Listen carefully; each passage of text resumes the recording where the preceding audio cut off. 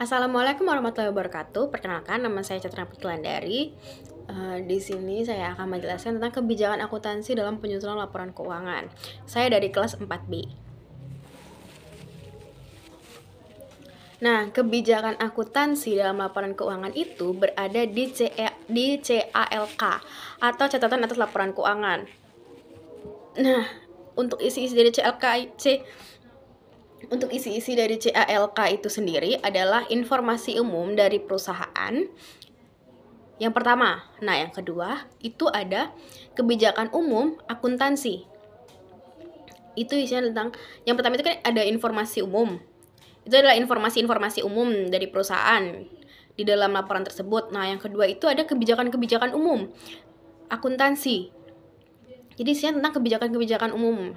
Nah, yang ketiga itu ada penjelasan-penjelasan akunnya. Jadi misal akunnya itu kasih itu dari mana, pokoknya penjelasan-penjelasan dari akun-akun yang ada di laporan tersebut.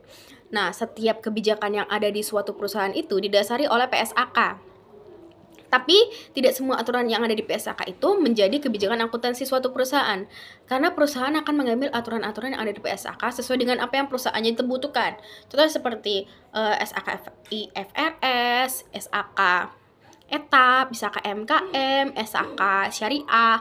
Nah, itu sesuai dengan yang dibutuhkan oleh perusahaan tersebut. Perusahaan apa? Apa kalau dia perusahaan UMKM, ya mereka pakai EMKM.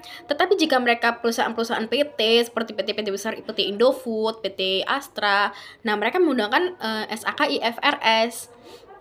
Begitu, jadi mereka tidak dalam satu aturan PSAK, tetapi mereka akan mengambil aturan-aturan yang sesuai dengan perusahaan yang mereka butuhkan, seperti itu.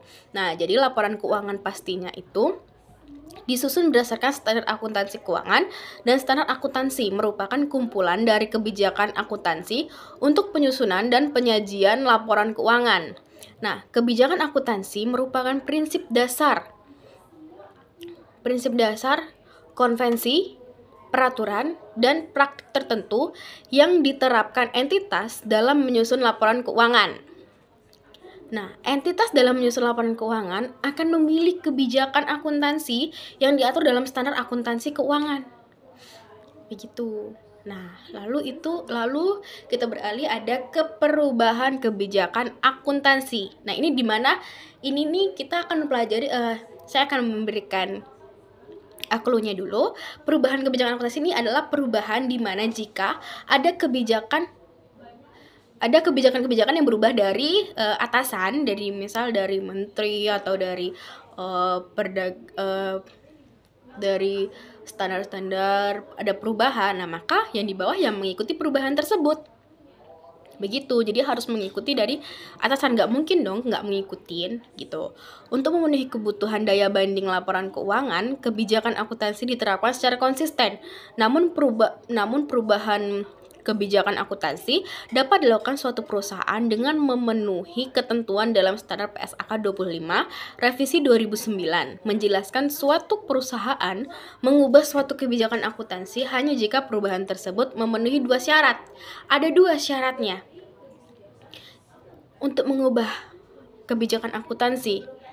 Nah, syarat yang pertama, ingat ya, syarat yang pertama itu ada dipersyaratkan oleh suatu PSAK, yang artinya mandatori. Jadi, menerima perintah yang mandat itu adalah hal yang harus dilakukan. Jadi, dimandatkan dari atas untuk semuanya mengikuti. Jadi, mandat itu adalah hal yang harus dilakukan atau kewajiban untuk mengikuti, karena untuk menyusun kebijakan akuntansi itu didasari oleh PSAK, sehingga jika PSAK revisi, maka kebijakan akuntansi juga harus revisi, menyesuaikan dengan PSAK yang baru, agar semuanya sama, menggunakan PSAK yang baru. Nah, yang kedua itu ada secara sukarela. Itu kebalikan dari yang pertama tadi. Yang pertama kan mandat yang harus dilakukan nih. Nah, yang kedua itu secara sukarela. Nah, apa nih definisi dari sukarela yang kebalikan dari si mandat tadi? Nah, yang mana harus menghasilkan laporan keuangan yang memberikan informasi yang andal dan lebih relevan tentang dampak transaksi peristiwa atau kondisi lainnya terhadap posisi keuangan, kinerja keuangan, atau arus kas entitas. Nah, jadi yang di syarat kedua ini nih, kita ini secara sukarela untuk melakukan revisi, sehingga jika mereka ingin melakukan revisi, bukan kita. Jadi syarat yang kedua ini secara sukarela itu untuk melakukan revisi, sehingga jika mereka ingin melakukan revisi, mereka harus memberikan jaminan bahwasannya mereka memberikan informasi yang lebih andal. Jadi memberikan sukarela tetapi yang lebih handal, yang lebih bagus, yang lebih relevan dari yang sebelumnya. Gitu. Jadi harus lebih dari sebelumnya untuk merevisi tersebut. Nah, ada beberapa contoh nih kejadian yang merupakan perubahan kebijakan dari akuntansi. Yang pertama itu ada perubahan metode persediaan dan rata-rata menjadi masuk pertama, keluar pertama atau FIFO. Nah, yang kedua ada perubahan pengakuan pendapatan konstruksi dari metode biaya terpulihkan atau cost recovery menjadi metode persentase penyelesaian atau persentase of completion. Nah, yang ketiga itu ada perubahan metode penilaian aset tetap dan aset tak berwujud dari metode biaya ke metode revaluation. Lalu perubahan kebijakan akuntansi yang tidak diatur dalam ketentuan transisi atau perubahan kebijakan akuntansi dilakukan secara sukarela diterapkan secara retrospektif.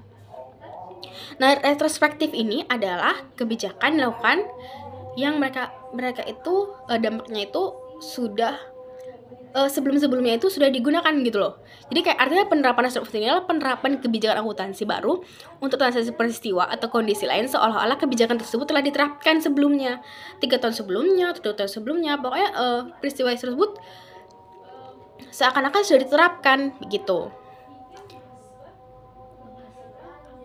Nah, lalu kebijakan retrospektif ini juga dimaksudkan kebijakan yang diubah sekarang juga akan mempengaruhi periode sebelumnya dan diakui telah digunakan atau diubah atau mempengaruhi periode sebelumnya. Atau maksudnya gini, penyajian kembali retrospektif adalah penyesuaian pengakuan, pengukuran penyajian, dan pengungkapan jumlah unsur-unsur laporan keuangan seolah-olah kebijakan akuntansi tersebut telah diterapkan ketika perubahan kebijakan akuntansi diterapkan secara retrospektif.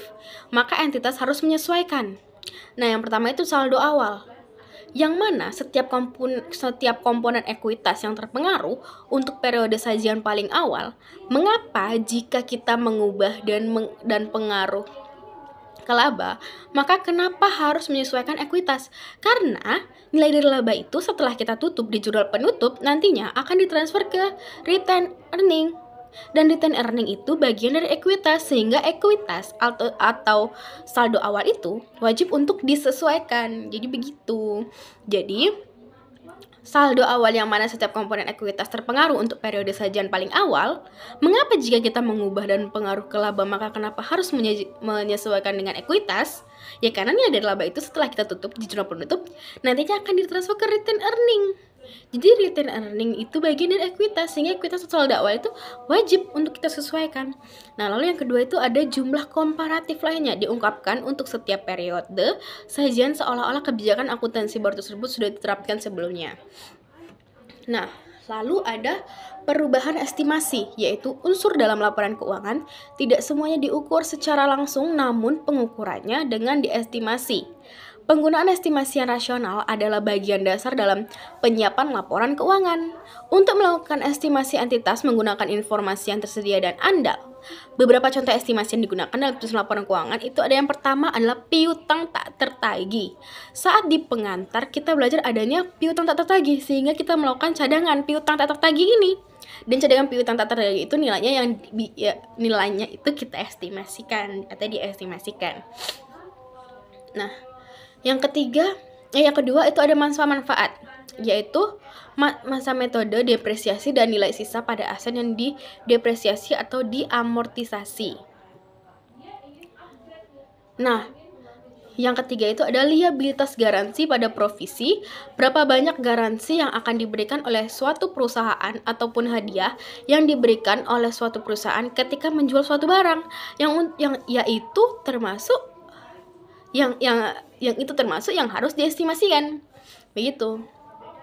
Nah, yang keempat itu ada persediaan yang rusak.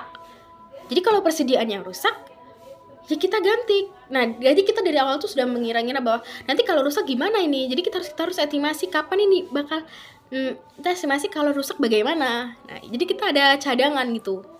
Nah, lalu ada masa manfaat beban yang ditangguhkan. Nah, masa manfaat beban yang ditangguhkan ini Contohnya itu seperti ketika kita meminjam uang ke bank dan membangun sebuah bangunan. Saat selama periode membangun bangunan tersebut, kita telah membayarkan bunga. Namun bunga tersebut belum dapat kita akui sebagai beban bunga dan masih ditangguhkan karena kita terpaku pada prinsip matching principle, yang mana pendapatan atau manfaat disandingkan atau dilaporkan pada periode yang sama dengan beban, sehingga sebelum dirasakannya manfaat dari bangunan tersebut, maka kita belum mengakui bunga tersebut sebagai beban, namun masih ditangguhkan karena ya bangunan tersebut belum jadi gitu, masih dalam perjalanan. Untuk kan nggak mungkin dalam 1 bulan itu gedung perusahaan selesai. Nah, yang keenam itu ada nilai wajar aset keuangan dan liabilitas keuangan.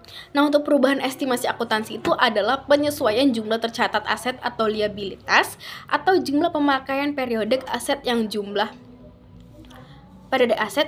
yang berasal dari penilaian status ini, dan ekspektasi manfaat masa depan dan kewajiban yang terkait dengan aset dan liabilitas.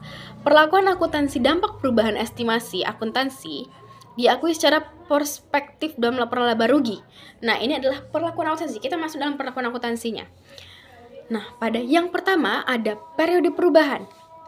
Jika dampak perubahan hanya pada periode itu. Yang kedua ada periode perubahan dan periode mendatang jika perubahan berdampak pada keduanya. Jika dua-duanya itu berdampak. Nah, penerapan perspektif ini artinya adalah perubahan tersebut dilakukan pada tahun perubahan dan tahun setelah perubahan terjadi. Artinya kita tidak akan mempengaruhi periode sebelumnya. Perubahan tersebut hanya akan berdampak di periode sekarang saat berlakunya perubahan, dan periode yang akan mendatang. Misalnya kita menilai suatu aset penyusutan yaitu hanya 8 tahun, sedangkan saat sudah 5 tahun berjalan, ternyata kita melihat nih aset tersebut seharusnya masih memiliki nilai manfaat yaitu 2 tahun lagi. Sehingga total dari umur ekonomis dari aset tersebut adalah 10 tahun. Sehingga pada tahun ke-6 kita melakukan perubahan, yang artinya pada 5 tahun yang akan mendatang kita akan menggunakan kebijakan yang baru tersebut. Namun untuk 5 tahun sebelumnya yang sudah itu